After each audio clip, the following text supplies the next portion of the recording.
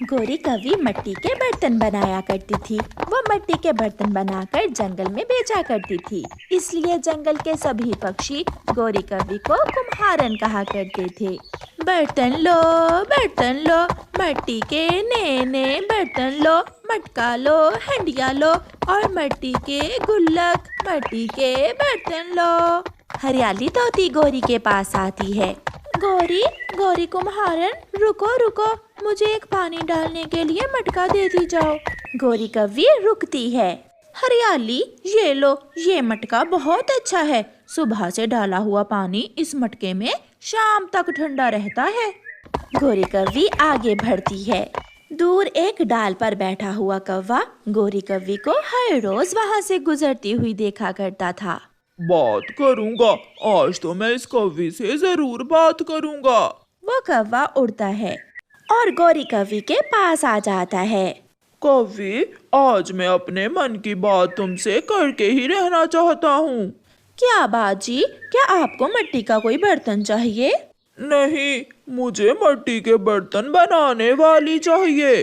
क्या मतलब? मैं समझी नहीं तुम्हारी बात।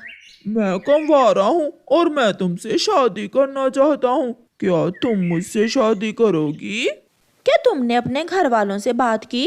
मैं कुम्हारन हूँ और मैं जानती हूँ मुझे तुम्हारे घर वाले पसंद नहीं करेंगे। मैं बात कर लूंगा। मैं कल ही अपनी माँ को साथ लेकर तुम्हारे घर आऊंगा। रात हो जाती है। माँ, मैं शादी करना चाहता हूँ। मगर किससे? कोई कौवी देखी है क्या? हाँ माँ, एक कौवी देखी है मैंने। वो बहुत सुंदर कौवी है। बड़ी बड़ी आंखें, लंबी सी चोंच। माँ, सच में वो बहुत सुंदर है। फिर दूसरे दिन कालू कौवा अपनी माँ को साथ लेकर गोरी कौवी के घर जाता है। ये मिट्टी के बर्तन यहाँ क्या कर रहे हैं? माँ जी, आपको आपके बेटे ने बताया नहीं क्या कि मैं मिट्टी के बर्तन बेचती हूँ? मैं बस बताने ही वाला था। तो क्या तुम कुम्हारन हो? हाँ, मैं कुम्हारन हूँ और मुझे गर्व है कि मैं एक कुम्हारन हूँ। अपना कमाती हूँ और ईमानदारी से मेहनत का कमा कर खाती हूँ। शर्म करो कालू, क्या तुम मेरी नाक कटवाओगे? एक कुम्हारन से शादी करके जंगल में बेइज्जत करना चाहते हो तुम मुझे? माँ, मैं शादी करूँगा तो इसी कौवी से, वरना मैं कंवारा मर जाऊंगा। अपने बेटे की जिद के आगे कालू की माँ को हार मानना पड़ती है और वो मान जाती है। मगर तुम शादी के बाद मिट्टी के बर्तन नहीं बनाओगी? माँ, मैं अच्छा भला कमाता हूँ, इसे काम करने की क्या जरूरत है? फिर दोनों की शादी हो जाती है। कालू कौवा गोरी कौवी को ब्याह कर अपने घर ले जाता है। कुछ दिन आराम से गुजर जाते हैं और फिर एक दिन जब कालू कौवा चील के पास काम पर जाता है तो चील उससे कहती है, देखो कौवे, इन दिनों काम बहुत थोड़ा है, मुझे अब तुम्हारी जरूरत नहीं है। जब काम होगा तो मैं तुम्हें बता दूंगी। मगर मालकिन, मेरे पास और काम भी नहीं है, घर का गुजारा कैसे होगा? सॉरी कौवे, मैं कुछ नहीं कर सकती। ऐसे कहते हुए चील दरवाजा बंद कर लेती है। परेशान कालू कौवा घर जाता है। क्या बात है पति जी, आज आप बहुत परेशान लग रहे हैं। मालकिन ने मुझे काम से निकाल दिया है। सोच रहा हूँ अब घर का गुजारा कैसे होगा। आप चिंता न करें, जल्द ही कोई और काम मिल जाएगा आपको। फिर कालू कौवा कई दिन धक्के खाता रहा मगर उसे और कोई काम ना मिला। घर में जो राशन था वो भी खत्म हो गया। बहू, जब से तुम आई हो ऐसी मनहूस हो, सारा घर ही उजड़ गया है। क्या रसोई में राशन है? सासू माँ, राशन तो कल ही खत्म हो गया था। कालू गया हुआ है काम ढूंढने, वो ले आएगा आज राशन। कालू कौवा भी घर आ जाता है। आज फिर कोई काम नहीं मिला। मैंने सारा जंगल घूमा, तोते के पास गया, कबूतर के पास गया, मगर मुझे कोई भी काम नहीं मिला। 2 दिन तक वो कौवों का परिवार भूखा ही रहता है। फिर एक दिन कालू कौवा काम ढूंढने दूसरे जंगल जा रहा था कि वो एक तेज रफ्तार हवाई मोटर से टकरा जाता है। वो गिर जाता है, उसका पंख टूट जाता है। गोरी के दरवाजे पर दस्तक होती है। गौरी गौरी तेरे पति का एक्सीडेंट हो गया है, वो बरगद के पेड़ के पास गिरा पड़ा है। गौरी भागती है और जल्दी से अपने पति को एक टोकरी में डालकर घर ले आती है।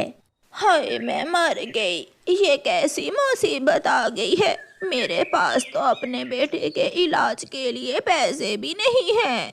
सासू माँ, मैं अभी बुलबुल को बुला कर लाती हूँ। गौरी कव्वे बुलबुल को लेने जाती है। इसका पंख टूट गया है, ऑपरेशन होगा। अगर जल्दी ऑपरेशन ना हुआ तो कालू कौवा कभी उड़ नहीं सकेगा। ये बताकर बुलबुल वहाँ से चली जाती है। गौरी, मुझे माफ करना, मैं तुम्हें कोई खुशी ना दे सका। जब से तुमसे मेरी शादी हुई है मैंने तुम्हें दुख ही दिए हैं। कालू बेटा, तुम चिंता ना करो, मैं ये घर बेच दूंगी और किसी भी तरह तुम्हारा ऑपरेशन करवाऊंगी। मेरा बेटा फिर से उड़ेगा, जरूर उड़ेगा। कालू कौवे की माँ अपने भाई के पास जाती है।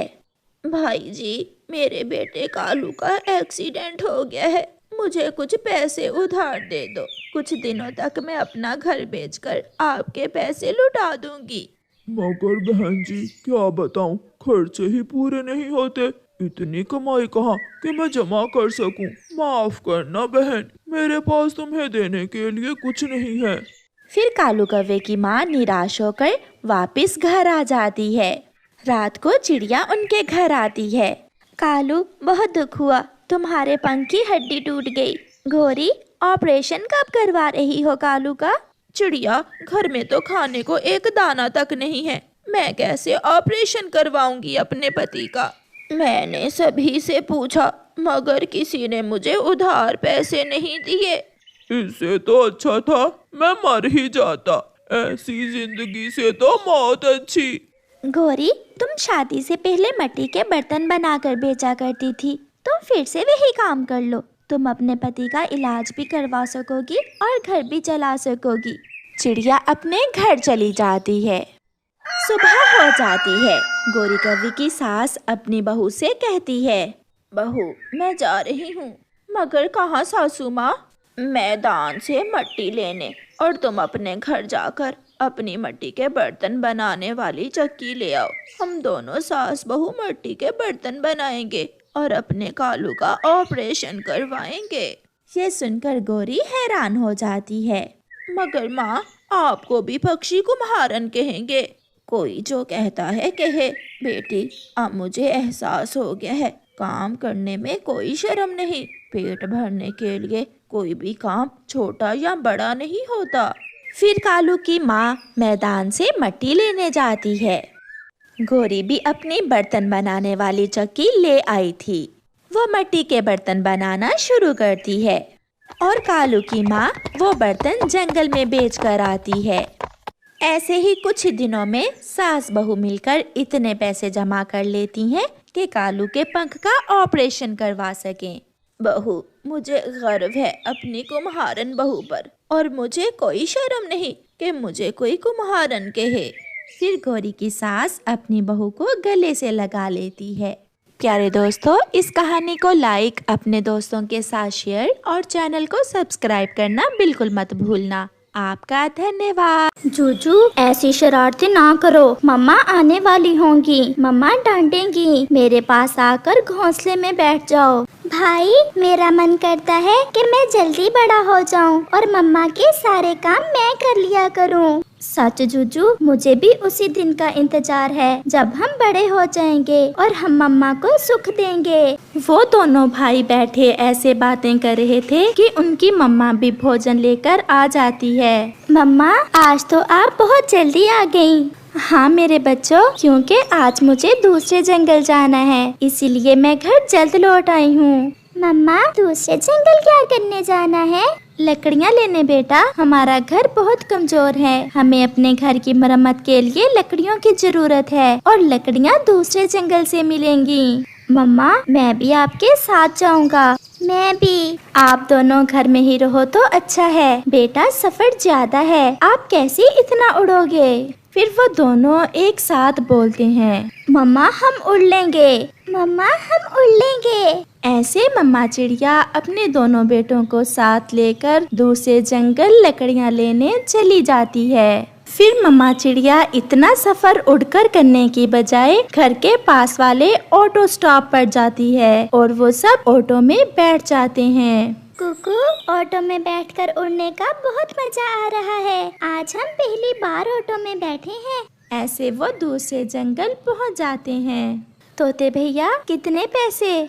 चिड़िया बहन, दूसरे पक्षियों से तो मैं 5 रुपए लेता हूँ, आप 3 दे दे। जब चिड़िया तोते से बात कर रही थी तो थोड़ी दूर एक कौवा जूजू को एक खिलौना दिखाकर अपनी तरफ आकर्षित करता है। जूजू भी अपनी मम्मा से थोड़ा दूर उस कौवे के पास जाता है, जिसे उठाकर कौवा वहाँ से भाग जाता है। मम्मा, जूजू कहाँ है मेरा जूजू? अभी तो यही था। मेरा जूजू कहाँ खो गया? मेरा जूजू, मेरा बेटा खो गया। चिड़िया अपने बेटे को इधर उधर सभी देखती है, परंतु जूजू तो कहीं भी ना था।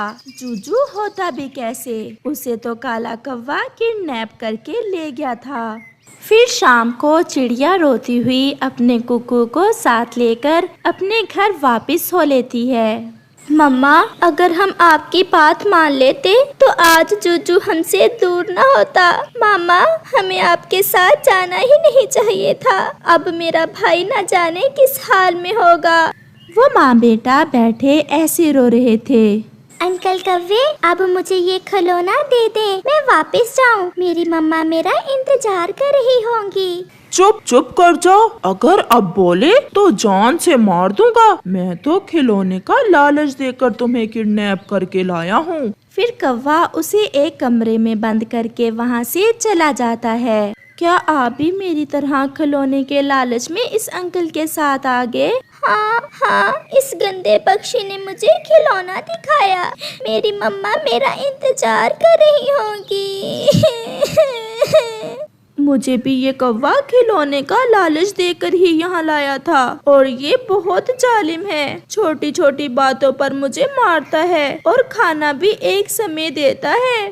और फिर ऐसे पूरा 1 साल बीत जाता है। जूजू और वो कबूतर, जिसका नाम कौवे ने शालू रखा था, अब बड़े हो चुके थे। वो अपना माजी भूल चुके थे। उन्हें कुछ पता ना था कि वो कहाँ से आए हैं और कौन है। उन्हें तो बस इतना ही पता था कि वो कौवा ही उनकी माँ और वो कौवा ही उनका बाप है। आज मेरे बहादुर जवान बुलबुल के घर जाएंगे। मैंने सुना है बुलबुल के घर में एक कीमती हार है और तुम दोनों जानते हो कि मुझे कीमती चीजें बहुत अच्छी लगती हैं। पिताजी, तो फिर आज रात वो कीमती हार हम चुरा लाएंगे, आप चिंता ना करें। कौवा उन दोनों को ऐसे चोर बना देता है। शालू, तुम जाओगे या मैं जाऊं? बुलबुल तो सो रही है। जूजू, तुम ही जाओ और मैं बाहर ध्यान रखता हूँ। जूजू को तो कौवे ने ऐसा चोर बना दिया था कि वो बहुत आसानी से चोरी करता और भाग जाता। पिताजी, ये तो बहुत आसान काम था। कोई बड़ा काम ढूंढ कर रखा करें आप मेरे लिए। मम्मा, भाई को हमसे बिछड़े पूरा 1 साल बीत गया है और कोई दिन ऐसा नहीं जब मैंने आपको भाई के लिए रोते ना देखा हो। कुकू मेरे बेटे, एक माँ अपने बेटे को कैसे भुला सकती है? ना जाने मेरा बेटा कहाँ होगा, किस हाल में होगा और बड़ा होकर कैसा लग रहा होगा। मम्मा, ऐसा भी तो हो सकता है कि भाई मर गया हो या किसी ने भाई को मार दिया हो। नहीं कुकू बेटा, फिर कभी ऐसा ना कहना। मेरा दिल कहता है मेरा बेटा जिंदा है और एक ना एक दिन मुझे जरूर मिलेगा। अच्छा मम्मा, अब ये भोजन खा लें। मैं बहुत प्यार से आपके लिए ढूंढ कर लाया हूँ। कुकू बेटा, मैं ऑटो स्टॉप से होकर आती हूँ। और फिर ऐसे हर रोज की तरह मम्मा चिड़िया ऑटो स्टॉप पर अपने बेटे को ढूंढने चली जाती है। तोते भैया, कहीं देखा है मेरे बेटे को? बहन चिड़िया, आप हर रोज यहाँ ना आया करें। मुझे जब भी आपका बेटा कहीं नजर आया, मैं आपको संदेश भेज दूंगा। वो चिड़िया ऐसे अपने बेटे के प्यार में उसे ढूंढती थी, जबकि उसके बेटे को तो कालू कौवे ने किडनैप करके ऐसा पक्षी बना दिया था जिससे उस जंगल के सभी पक्षी डरते थे। ये अमरूद मीठा और पका हुआ है और मीठे फल इस जंगल में केवल मेरे पिताजी ही खा सकते हैं। भागो यहाँ से। ऐसे जूजू उस पक्षी को भगाकर वो अमरूद अपने पिताजी के लिए ले जाता है। जूजू बेटे, अब इस जंगल में तो हमने कोई भी घर नहीं छोड़ा जिसे लूटा ना हो। क्यों ना आज रात तुम पास वाले जंगल में जाओ, हो सकता है कोई बड़ा खजाना मिल जाए। पिताजी, मैं अकेला ही जाऊं या शालू भी मेरे साथ जाएगा? शालू भी तुम्हारे साथ ही जाएगा। तो फिर पिताजी, आज की रात हम उस जंगल के सभी पक्षियों के घरों का सिफाया कर देंगे।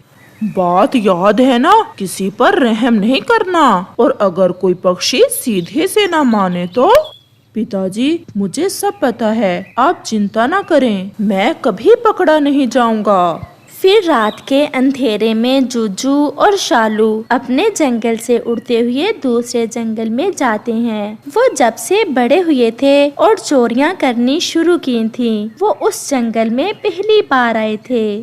शालू, वो सामने जिस घर से रोशनी आ रही है, चलो पहले उस घर में जाते हैं। जिनके घर में रोशनी है तो माल भी होगा। फिर वो दोनों वहाँ जाते हैं। जूजू, तुम जाओ घर के अंदर और मैं यहाँ ध्यान रखता हूँ। फिर जूजू घर के अंदर जाता है। जूजू ये कब जानता था कि वो तो अपने ही घर में चोरी करने पहुंच चुका था। जूजू जैसे ही कुकू के पास से उसकी मम्मा के गहने चुराने लगता है तो मम्मा चिड़िया की आंख खुल जाती है। जूजू भागने लगता है। जूजू मेरे बेटे, क्या तुम जूजू हो? उस चिड़िया के मुंह से अपना नाम सुनकर जूजू की तो आंखें फटी की फटी रह जाती हैं। बताओ बेटा, क्या आप जूजू ही हो? मम्मा, कौन है ये पक्षी और इस समय हमारे घर में क्या कर रहा है?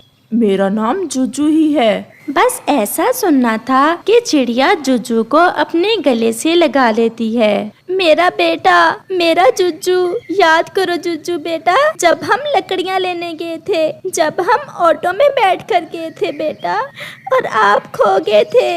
मैं माँ हूँ बेटा आपकी। फिर जूजू को भी कुछ कुछ गुजरा हुआ समय याद आता है। माँ, मुझे सब याद आ गया माँ। भाई कुकू, मेरे भाई।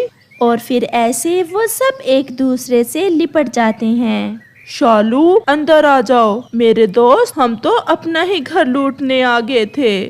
फिर शालू कबूतर भी अंदर आ जाता है। मम्मा ने आपको हर जगह देखा, आप कहाँ थे भाई?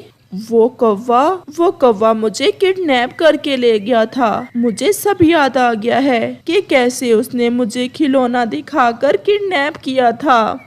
और फिर दूसरे दिन जूजू कौवे को पुलिस के हवाले करता है, जिसे अपहरण के केस में कड़ी सजा मिलती है। और शालू भी चिड़िया के परिवार का ही हिस्सा बन जाता है और वो सब फिर से मिल जाते हैं और खुशी खुशी अपनी जिंदगी गुजारते हैं। शौचालय बनाएं और अपने पर्यावरण को गंदगी से बचाएं। तोता, कबूतर, चिड़िया, कौवा और कौवी नदी के पास बैठे हुए थे। वो सब बहुत खुश थे। फिर तोता दूसरे पक्षियों से कहता है, मैं कल पास वाले जंगल गया था, वहाँ का मौसम और हवा बहुत साफ थी, कोई भी पक्षी वहाँ बीमार न था। उस जंगल में तो कोई अस्पताल भी नहीं। मैंने पूछा कि ये सब कैसे, तो मुझे वहाँ के एक बूढ़े पक्षी ने बताया कि ये सब तो शौचालय का कमाल है। क्या शौचालय? शौचालय? मैं भी ऐसे ही हैरान हुआ था। पहले मेरी पूरी बात सुन लो। जगह जगह गंदगी बखेरने से और पोटियां करने से जरासीम पैदा होते हैं जो हमें बीमार करते हैं। ये बात तो तोते की ठीक है। तो दोस्तों, फिर क्यों ना हम भी अपने जंगल में शौचालय बना लें? परंतु भैया, शौचालय बनाने के लिए सामान कहाँ से लेंगे? हमारे पास ना तो इतने चावल हैं जिन्हें देकर शौचालय बनवा लें, और ना ही कोई और फसल। हम सब मिलकर तो एक शौचालय बनवा सकते हैं जिसे हम सब जूझ कर लिया करेंगे। परंतु भैया, हमें इंतजार करना होगा। इन दिनों तो किसी भी पक्षी के पास जमा भोजन तो है नहीं। वही 4 दाने होते हैं जो हम रोज के रोज खा लेते हैं। तो फिर कुछ दिन हम इंतजार कर लेते हैं और फिर जैसे ही शौचालय बनेगी, हमारे जंगल में भी बीमारियां खत्म हो जाएंगी। उन सबको बातें करते करते शाम हो जाती है और वो सब अपने अपने घरों को चले जाते हैं। रात का समय था। कालू कौवा अपने घोंसले में बैठा कुछ सोच रहा था कि गोरी कौवी कालू कौवे से कहती है, कालू जी आज कैसे चुप करके सोचे जा रहे हो? मैं कब से देख रही हूँ, कोई बात भी नहीं कर रहे हो। गोरी, आज सब पक्षी इकट्ठे बैठे हुए थे और सबने सलाह की है कि मिलकर इस जंगल में शौचालय बनवाते हैं, क्योंकि हमारे जंगल में अब गंदगी कुछ ज्यादा ही होते जा रही है। इतना माल है किसी के पास कि बनवा सके शौचालय? किसी के पास भी नहीं है। यही तो मैं सोच रहा हूँ कि अगर हम दोनों अपना खर्च करके शौचालय बनवा लें तो बाकी पक्षियों से हम बहुत कमाई कर सकते हैं। छी छी कालू जी, ऐसा गंदा काम गोरी करेगी? सोचना भी ना। जरा सोचो तो गोरी, कैसे लाइन लगाकर खड़े होंगे सब पक्षी, और अगर हम सबसे 2-2 दाने चावल भी लें तो शाम तक पूरे 100 दाने बन जाया करेंगे, और हर दिन के 100। तुम पूरे जंगल में अमीर कौवी बन जाओगी। कालू जी, बात तो तुम्हारी ठीक है, परंतु मेरे मैके वालों को ना कहीं पता चल जाए। कौन बताएगा? हम बताएंगे तो पता चलेगा। 1-2 साल कमाई करने के बाद बिजनेस बदल लेंगे। तो फिर ये चावल जो मैं अपने मैके से लाई थी, इन्हें बेचकर शौचालय ही बनवा लेते हैं। इतने चावल तो हम 10 दिनों में इकट्ठे कर लेंगे। मुझे पता था गोरी कि तुम मान जाओगी और हम बनेंगे इस जंगल के सबसे अमीर कौवे। ऐसे ही वो बातें करते करते सो जाते हैं। अगले रोज कालू और गोरी सुबह सूरज निकलने के साथ ही घर से निकलते हैं। वो दूसरे जंगल के बाजार जाते हैं। वहाँ वो एक शौचालय बनाने वाले से बात करते हैं। 10 दाने लूंगा मैं चावलों के और मुकम्मल तैयार शौचालय दूंगा। अंकल जी 2 दाने कम कर लें, हम भी गरीब पक्षियों को फ्री में ही बनवा कर दे रहे हैं शौचालय। 8 दाने लो और चलो हमारे साथ। फिर ऐसे वो शौचालय बनाने वाला पक्षी 8 दाने चावल लेकर शौचालय बनाने पर मान जाता है। गोरी और कालू उसे साथ लेकर अपने जंगल चल देते हैं। कौवा और कौवी आगे और वो शौचालय बनाने वाला पक्षी पीछे पीछे उड़ रहे थे। वो अपने जंगल पहुंच जाते हैं। अंकल जी, हमने सुबह से पानी भी नहीं पिया, हम नदी से पानी पियाएं और हमारे आने तक आप एक अच्छी सी शौचालय बना दें। एडवांस दिए हैं 8 दाने चावल, अब काम अच्छे से करना। आप जाएं, आपके आने तक मैं अपना काम खत्म कर लूंगा। फिर गोरी और कालू कौवा नदी से पानी पीने चले जाते हैं। नदी पर कबूतर, चिड़िया और तोता सब ठंडी छांव में बैठे हुए थे। गोरी और कालू कहाँ थे? आज सुबह से आप दोनों नजर ही नहीं आए। मैं सब बताता हूँ। दोस्तों, बात ये है कि अगर हम शौचालय बनवा लें अपने जंगल में अपने खर्चे से, तो फिर कैसा लगेगा आपको? ये तो बहुत अच्छा काम करने जा रहे हैं आप। शौचालय बनवाने से कीटाणु कम हो जाते हैं और बीमारियां नहीं फैलती, और ऐसे हम सब बीमारियों से सुरक्षित रहेंगे। परंतु सोच लो, हम केवल 2 दाने चावल या इसके बराबर कुछ ना कुछ और लिया करेंगे हर उस पक्षी से जो हमारी शौचालय को यूज किया करेगा। परंतु शौचालय की सफाई अच्छे से किया करना फिर हम सबको स्वीकार है। ये सौदा महंगा नहीं है, हमें स्वीकार है। कौवे भैया, कब तक बन जाएगी शौचालय आपकी? वो तो बन भी गई होगी। हम शौचालय बनाने वाले पक्षी को लगा कर आए हैं काम पर। चलो कालू जी, जाकर देखें, काम कर भी रहा है वो बूढ़ा पक्षी, कहीं बैठा हुआ तो नहीं। फिर ऐसे वो दोनों वहाँ से चले जाते हैं। तोते देखा, माल कमाने के लिए कौवा और कौवी कैसे कैसे काम कर सकते हैं। यार कबूतर, 2 दाने ही तो लेंगे रोज के, परंतु आप देखना कैसे हमारा जंगल साफ हो जाएगा और सब खतरनाक कीटाणु खत्म हो जाएंगे। कालू जी, शौचालय तो बहुत सुंदर बन गया है। अभी अभी चेक कर ले, बाद में मेरी कोई जिम्मेदारी नहीं। गोरी, जाओ और चेक करो, कहीं कोई खराबी तो नहीं है। ठीक ही होगी पक्षी जी, आप जाएं। फिर वो पक्षी वहाँ से चला जाता है। कालू जी, एक घड़ी भी लगा लेते हैं यहाँ। कबूतर जैसे कई पक्षी 2-2 घंटे लगाया करेंगे। 5 मिनट से ज्यादा नहीं यूज करने दूंगी मैं शौचालय किसी पक्षी को भी। गोरी, तुम जाओ, मैं घड़ी जहाँ लगा कर आता हूँ, तुम जाकर भोजन ले आओ। फिर ऐसे गौरी वहाँ से चली जाती है। गौरी बहन, मैं जा रही हूँ आपके मैके वाले जंगल में, कोई संदेश देना है तो दे दें। मेरी माँ से कहना कि उनकी बेटी अब बहुत अमीर कवि होने वाली है, और बताना कि उनके दामाद जी ने फैक्ट्री लगाई है। गौरी बहन, मैं आपका संदेश दे दूंगी।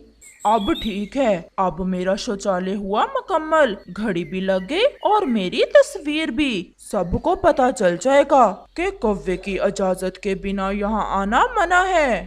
फिर शाम भी हो जाती है और कालू कौवा भी अपने घर की तरफ चला जाता है। कालू जी, अब तो जल्दी जल्दी रात खत्म हो जाए और सुबह हो जाए ताकि हमारा धंधा शुरू हो सके।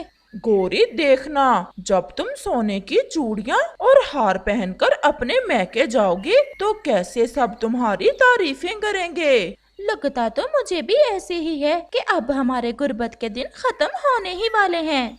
अगले रोज कालू कौवा तो सुबह सुबह ही अपनी कुर्सी लेकर शौचालय के सामने बैठ जाता है। सबसे पहले कबूतर ही आ जाता है।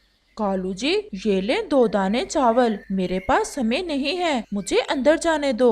कबूतर जी, ये देख लो, घड़ी लगाई हुई है हमने, 5 मिनट से ज्यादा नहीं रहना हमारे शौचालय के अंदर। परंतु कबूतर कुछ कहे बिना शौचालय में चला जाता है। फिर चिड़िया, तोता और चील भी आ जाते हैं। गौरी, 5 मिनट तो हो गए हैं कबूतर के, 2 दाने देकर क्या खरीद ही ली है उस कबूतर ने हमारी शौचालय।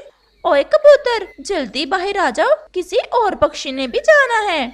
2 दाने देकर आया हूँ, फ्री में नहीं आया, अपनी मर्जी से ही बाहर निकलूंगा।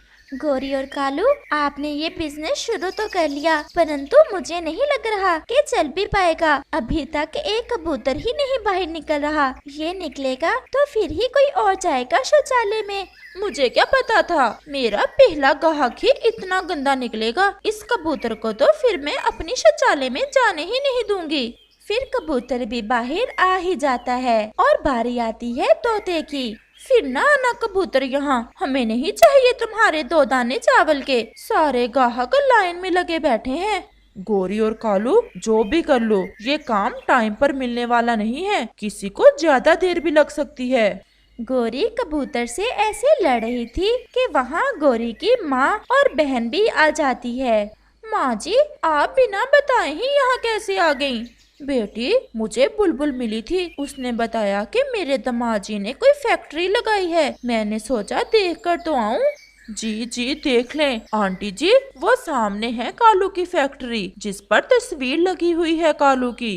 अरे, ये तो शौचालय है। यही तो फैक्ट्री है आपके दामाद की। गौरी और कालू तो शर्म से पानी पानी हो रहे थे। एक आधिकारिक पक्षी भी वहाँ आता है। सब दोस्तों सुन लो, जंगल के बाहर सरकार ने बड़ी शौचालय बनवा दी है। सब पक्षी खुले में जाने की बजाय उस सरकारी शौचालय का यूज करें।